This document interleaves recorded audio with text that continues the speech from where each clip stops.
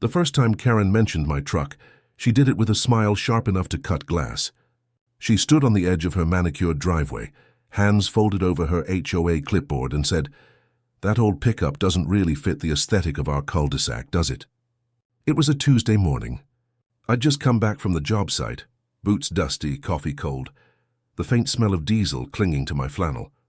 My 2002 Ford F-250 rattled as I parked in my own driveway, like it always had for 20 years.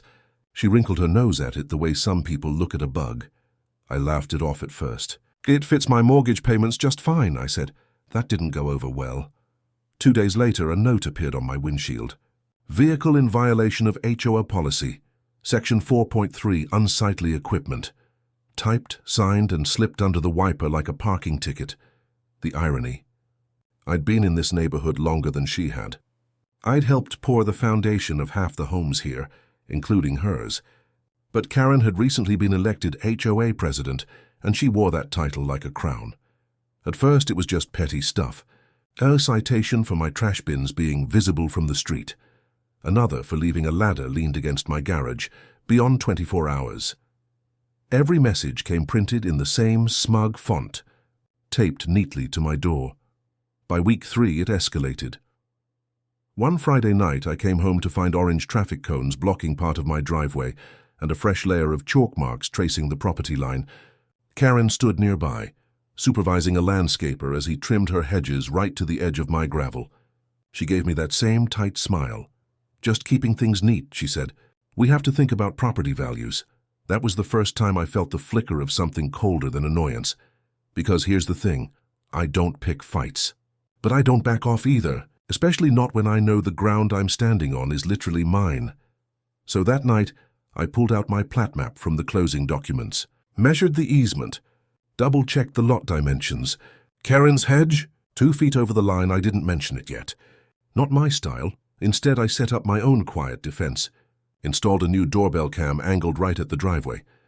Mounted a dash cam inside the pickup. Even dropped a cheap GPS tracker, one of those keychain AirTags behind the rear seat. Just in case. The next morning, I saw Karen out front again, pacing in yoga pants, talking into her phone. Her BMW X5 gleamed in the sun, chrome, spotless, smug. She gave my truck a look like it was contagious. Later that afternoon, I got another violation letter. "Your vehicle may be subject to tow for repeated non-compliance." That's when I called the county clerk's office, verified again that my driveway was private property, sent myself an email copy of the recorded plat and time-stamped it, because I knew where this was going. Sure enough, a week later, I woke up to the sound of chains rattling outside my window. Looked through the blinds, and there it was, a tow truck idling at the curb, yellow lights flashing. Karen standing beside it, arms crossed, HOA clipboard in hand. My heart rate didn't even spike. I hit record on my phone, stepped outside, and stayed calm. "Morning," I said. "Problem?" Karen gestured at the truck. "We're removing this eyesore per HOA order. You've ignored multiple warnings." The tow driver shifted uncomfortably. "Ma'am, it's parked in his driveway."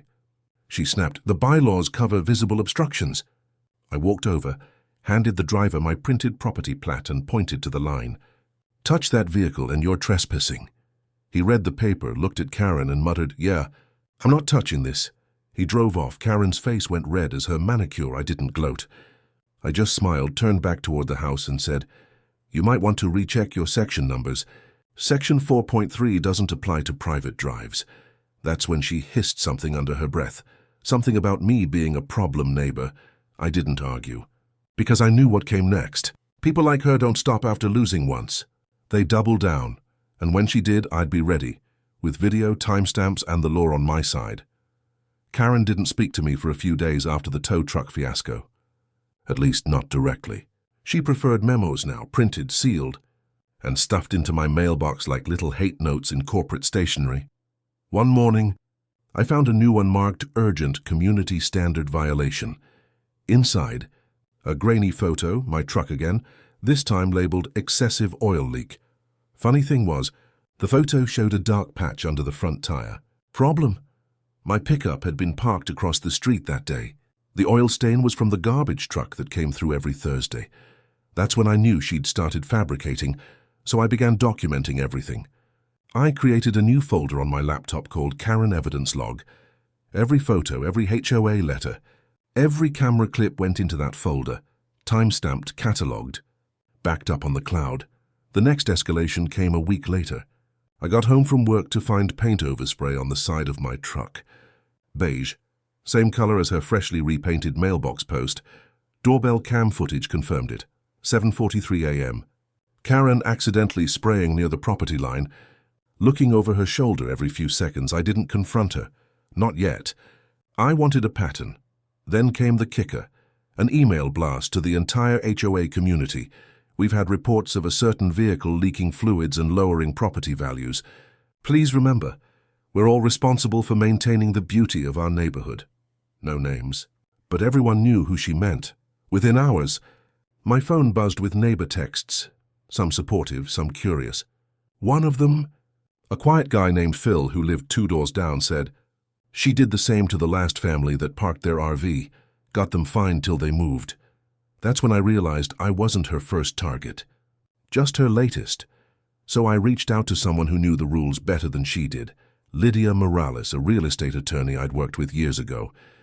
Lydia had a habit of reading HOA bylaws the way a mechanic listens to an engine. She could hear the rattle in the legalese. I sent her scans of every document. She called me the next evening. Her first words? "You're about to have fun with this." She explained that Section 4.3 only applied to vehicles parked on communal easements, roads, visitor lots, or HOA-maintained areas. My driveway was fully deeded, per the Platten County record. Any attempt by the HOA to enforce visual standards on private property was a breach of covenant scope. In plain English, Karen had overstepped big time. Lydia suggested I start keeping a written incident log, dates, times, witnesses, and any retaliatory acts. If this goes to mediation, you'll want a paper trail thicker than her rulebook, so that's what I did. Every flicker of her porch camera toward my yard, every suspicious chalk line on the curb, every HOA mass email. By the end of the month, my log was 15 pages long, and right when things seemed to quiet down, she made her biggest mistake yet. It was a Saturday morning when I noticed something off. My truck, parked neatly as always, was crooked, like someone had nudged it. The gravel beneath the tires was displaced, fresh tread marks leading from the street. I checked the dash cam. There she was, 6:11 a.m. Karen's BMW creeping into frame. She steps out, walks over, places a printed warning on my windshield, then leans against my hood, pressing hard enough to rock the suspension. Probably trying to stage another damage photo. I zoomed in on the timestamp and smiled. Perfect chain of evidence.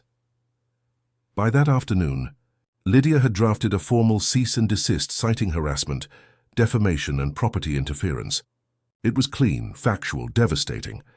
I slid a copy into her mailbox and emailed a CC to the HOA's management company. That evening, I watched from my porch as she opened it. Her face went from smug to pale in 5 seconds flat. Next day, the neighborhood group chat went silent. For 48 hours, peace. Birds, sprinklers, quiet. Then on Monday morning, the HOA called an emergency board meeting. I already knew what it was about, but I didn't know how far she'd go, or how badly it would backfire. The emergency HOA meeting took place in Karen's driveway, because of course it did.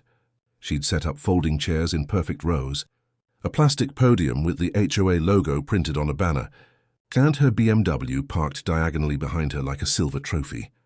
I arrived late on purpose, holding a binder full of documents. The air smelled like mulch and arrogance. Karen cleared her throat into the mic. "We're here to discuss a resident's continued non-compliance with community standards, specifically vehicle appearance and driveway use." She didn't name me. She didn't have to. Everyone's eyes slid my way. I just nodded politely and took a seat in the back row. She began reading from a packet, some reheated version of Section 4.3 again. Halfway through, I noticed something odd. Behind her, the front tire of her BMW sat slightly on my gravel. Barely noticeable, maybe 8 inches over the line. But that line mattered, and I had proof. When she wrapped up her speech with, "This is about maintaining harmony in our neighborhood," I raised my hand. "Question," I said. "Would harmony include respecting private property boundaries?" She squinted at me. "Of course. Good, because your BMW's currently parked on mine." A ripple went through the crowd. She turned, frowned at her car, then back at me. That's absurd. My driveway ends. I pulled out the survey plat and held it up. Actually, no. Your property line ends at this marker. Everything beyond it is parcel 19B mine, including the spot where your front tire's sitting. I paused just long enough for the cameras because, yes, several neighbors had started recording. Then I said evenly, "So by your own bylaws, that's an unauthorized obstruction on private property."